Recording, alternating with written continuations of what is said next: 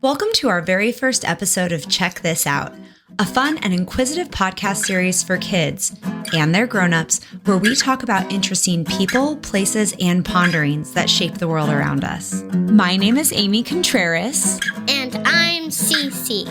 Check This Out is inspired by conversations I have with my 6-year-old daughter when we are learning new things.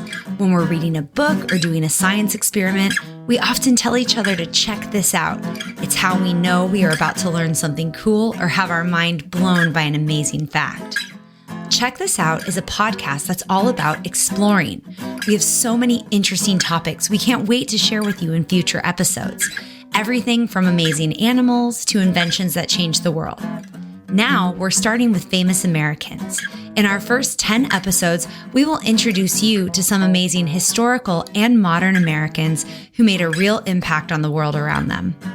This week's episode is going to introduce you to a famous American who overcame incredible struggles to find her voice.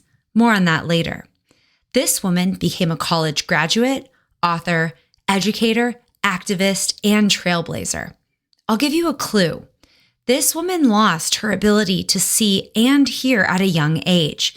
She had a special teacher who taught her to communicate even though she was both deaf and blind, which means she couldn't hear or see.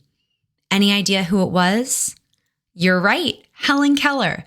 Now let's check this out and learn some more about this amazing woman. Listeners, be sure to pay attention because at the end of every episode of Check This Out, I'm going to share 3 facts that you can check out yourself if you want to learn more. This is your chance to be a detective and identify the most interesting facts about Helen Keller that you might want to check out further on your own, and with the help of a grown-up. Now let's get into Check This Out. Helen Keller was born in Alabama on June 27th in the year 1880. Do you have any idea how many years ago that was? Today it's 2025, so that was 145 years ago. The world was a very different place when Helen Keller was born. In 1880, the Panama Canal was just starting to be built, the first cash register was patented in 1880, and electricity wasn't broadly available in 1880. Plus, things like medicine and science weren't nearly as advanced as what we have today. Helen Keller was born a healthy baby to her loving parents, Kate Keller and Colonel Arthur Keller. When Helen was 19 months old, that's a little over a year and a half, she became really sick. At the time, doctors thought she had something called scarlet fever, and this sickness caused her to lose her ability to see. If someone is unable to see, there's a name for that. Do you know what it's called? If you said being blind, you're right. In fact, Helen was so sick that she not only lost her ability to see and became blind, she also lost her ability to hear, which is called being deaf.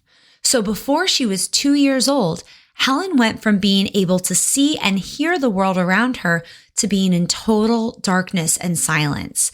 That must have been really scary. Today, there are lots of medical advances to help people who are blind and deaf, such as hearing aids, eye surgery, and technical tools to help people that are deaf or blind or both. But in the 1880s, those resources weren't available yet. Being deaf and blind meant Helen struggled to communicate in the same way as her parents, family, and the people around her. This caused her to be frustrated a lot, and her whole family was exhausted. Her parents knew they needed help, so they found a teacher for Helen from the Perkins Institute for the Blind in Boston. This teacher's name was Anne Sullivan.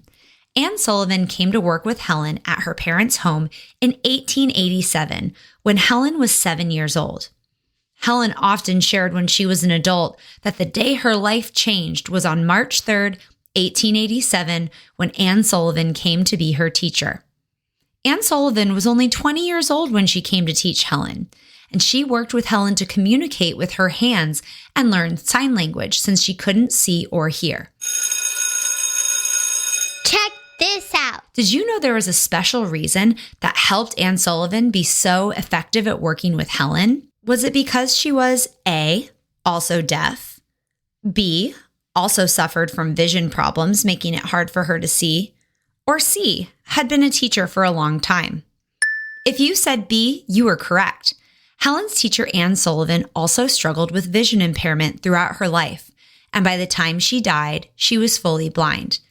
It must have been nice for Helen to have someone who could understand a piece of what she was going through. Anne Sullivan and Helen Keller did amazing things together. The first word Anne Sullivan signed to Helen was the word doll, D-O-L-L. But because Helen hadn't been able to see or hear for several years, she couldn't quite understand the connection of the letters. Over several weeks, Miss Sullivan and Helen worked together, with Miss Sullivan signing letters and words into Helen's hand. Naturally, as Miss Sullivan introduced Helen to more letters and words, Helen got frustrated because she was having a hard time connecting the words and the letters to the things in the world around her. Listeners, I want you to think about when you get frustrated, especially when you were younger. What did you do? Hopefully, you talk to a grown-up about how you're feeling and maybe even explain why you're frustrated. But Helen couldn't do that because she hadn't learned sign language yet. And being deaf and blind meant she couldn't speak to share why she was frustrated. As a result, Helen had some big tantrums as she began working with Ms. Sullivan. In fact, Helen's tantrums are famous and widely mentioned in most biographies and stories of her life. During one of Helen's tantrums, Anne Sullivan took Helen outside and put her hand under a water pump and spelled W-A-T-E-R into her hand in sign language. Helen felt the water splashing over her hand while Miss Sullivan signed water into her palm in sign language, over and over. This is when the pieces started to click for Helen. Helen finally understood the thing she was feeling had a name, and it could be spelled with sign language. They continued, and soon Helen knew lots of words in sign language to describe and understand the world around her. The work that Anne Sullivan and Helen Keller did together in her childhood was so amazing that a play was written about it, called The Miracle Worker, and it even became a movie. The play won a special prize called the Pulitzer Prize. Listeners, do you know what the Pulitzer Prize is?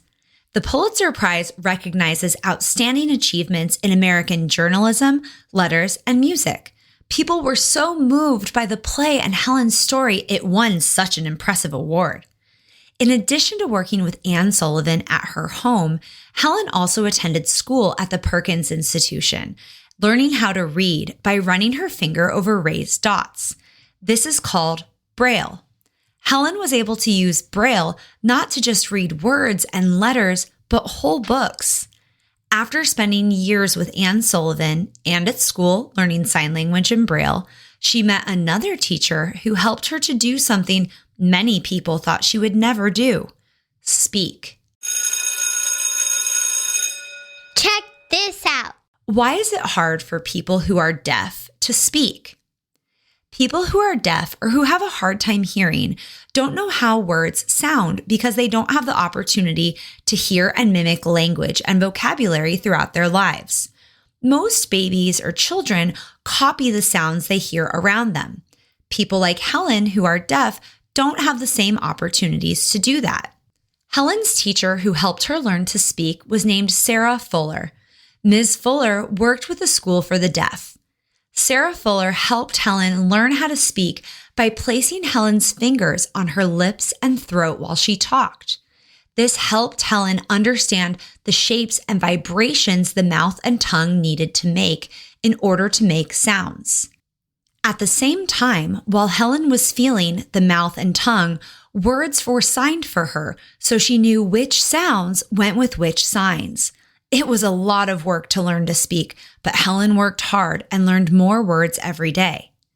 In 1900, when Helen was 20 years old, she did something that most people never thought she'd be able to do. She got into college, and she graduated from college in 1904.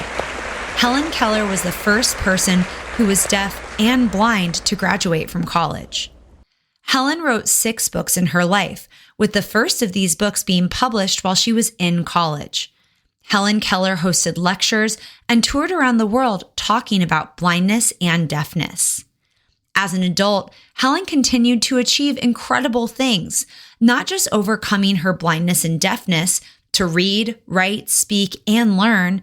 She was also an activist and an educator. Helen co-founded the American Civil Liberties Union in 1920, something that still exists today.